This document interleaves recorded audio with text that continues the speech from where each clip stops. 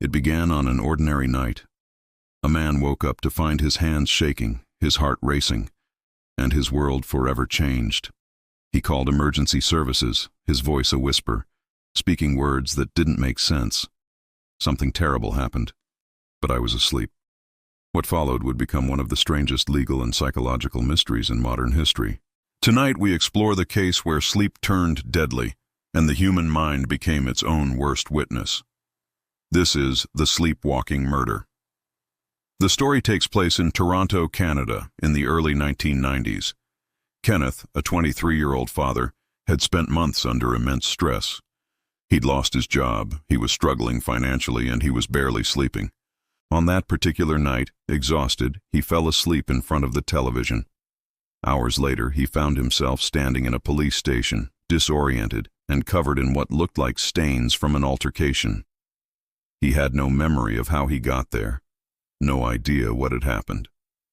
And when officers told him that a tragedy had occurred at his in-laws' home, Kenneth broke down, insisting that he must have been sleepwalking.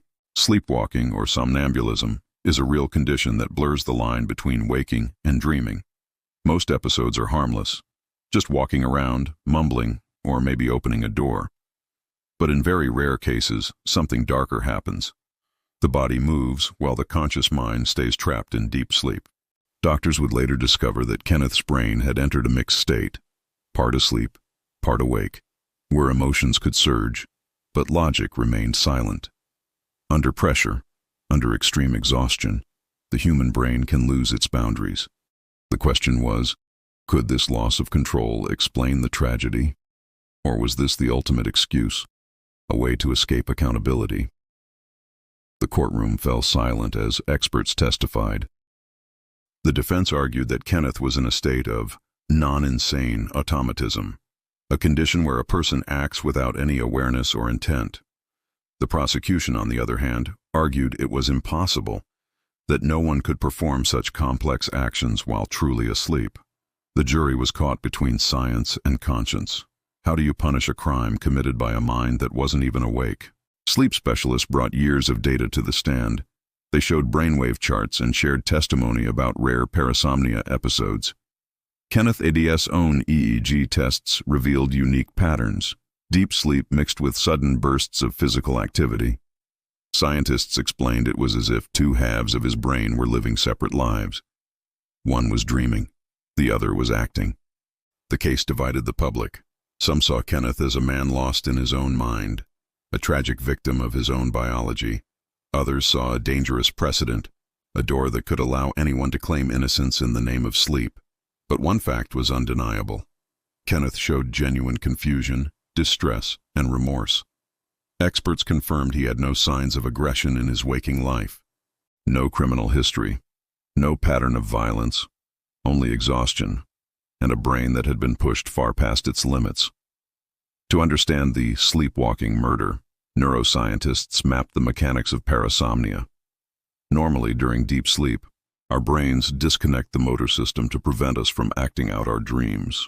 But sometimes that safety switch fails. When it does, people can talk, walk, or even perform complex actions while entirely unconscious. Their brain's reasoning center, the part that understands right and wrong, stays completely offline. The body becomes a puppet of instinct, while the conscious mind sleeps soundly behind locked doors. What's terrifying is that this condition isn't fiction.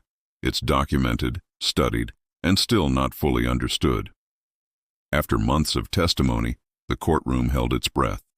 The verdict came in. Kenneth was found not guilty. His actions were ruled the result of unconscious behavior, not deliberate intent. The decision shocked the world. For the first time, science had successfully challenged one of the oldest principles of justice, that guilt requires awareness, and yet, even after his acquittal, Kenneth's life would never be the same. He spent years in therapy, searching for peace. He said he often dreamt of that night. Not the act itself, but the feeling of being trapped inside a body that wouldn't listen. It was like watching my own life happen from the outside, he told a psychologist. His story became a famous case study, a chilling reminder that the human mind can be both our protector and our betrayer.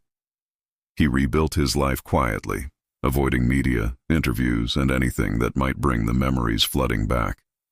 He never fully slept the same way again. Kenneth's story wasn't unique. Throughout history, there have been other rare incidents where people acted out their dreams, often with tragic results. In some of these cases, courts ruled the acts involuntary. In others, they didn't. These cases forced society to confront an unsettling truth. What if the greatest danger doesn't come from evil intent, but from the deep, dark mysteries of the human brain itself?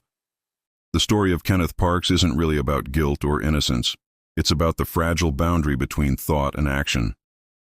Sleep is supposed to be safe, a sanctuary where our minds can rest. But sometimes the walls between waking and dreaming crumble, and when they do, the results can change lives forever. Kenneth once said he forgave himself, but he could never forget. Science may have cleared his name, but conscience isn't ruled by science. Kenneth's case became a legend in both law and psychology. It's a reminder that even sleep can hold dark secrets.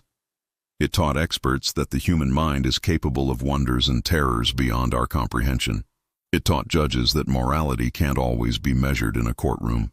And it taught all of us that inside every dream, there may be a shadow we don't control.